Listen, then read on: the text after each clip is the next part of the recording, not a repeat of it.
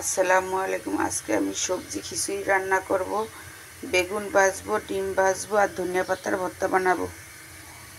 পেঁয়াজগুলি ভেজে নিছি, মশলাগুলি কষানো হয়েছে। এখন আমি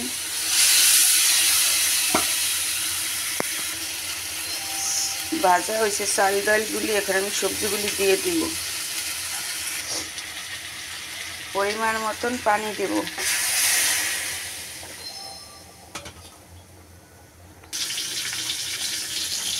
বেগুনগুলি ভেজে নেব। একটু সেদ্ধ হয়েছে, এখন আমি মসুরির ডাল দিব। বেগুন ভাজা হয়েছে,